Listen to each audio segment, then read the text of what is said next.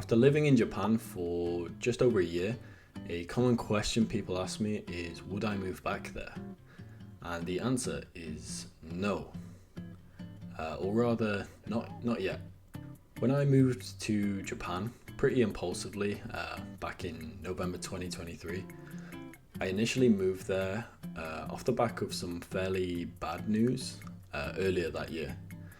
And I treated it kind of as a reset, a year for adventure, fun, new experiences. Japan had always interested me since I was a teenager, but I'd only ever pictured it as a place I'd visit on holiday every now and then. When I realised I actually had the opportunity to spend a full year there, and with the freedom I had at the time, I decided to take the leap. 3 or 4 months later, after the initial idea came up, I was flying to Tokyo with a lot of expectations of the country and of myself. See, in many ways, Japan met my expectations, but in just as many ways, it challenged them. I won't go into the specifics of those expectations today, maybe another time, but the reason I moved back to the UK and why I wouldn't move back to Japan right now is simple, and I think it just wasn't the right time in my life.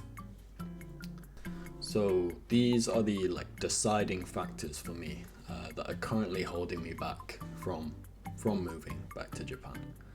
Now recently I have been taking Japanese study more seriously. However, I was quite lazy at the start, and during my time in Japan, my Japanese proficiency was more or less non-existent.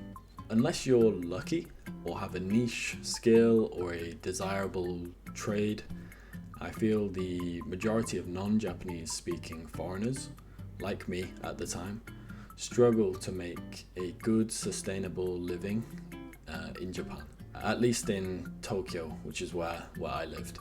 And that makes sense. Equally, I think if a Japanese person who doesn't know any English moved to London, I think they would struggle. Either way, the job I found myself doing in Japan was just barely sustaining me, and I wasn't building any savings. For a year, this was fine. If I committed myself to a more long-term stay in the country, I would be stuck with the choice of sacrificing my free time and my social life for more work hours to have some extra cash, or just barely surviving with the little cash that I was earning and just keeping it the way it was.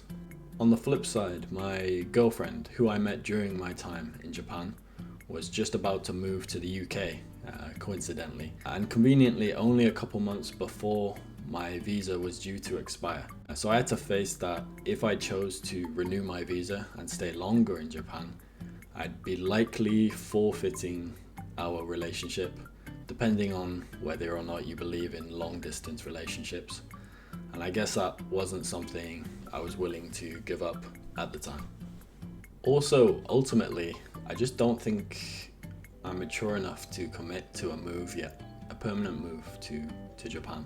I did a lot of growing up during my time abroad, and I highly recommend anyone listening to take some time to experience living and working in another country, another society, another culture, if you're fortunate enough to have the chance, even if just for a couple months. I think it will definitely teach you a lot about yourself and about just the world in general. It did for me anyway.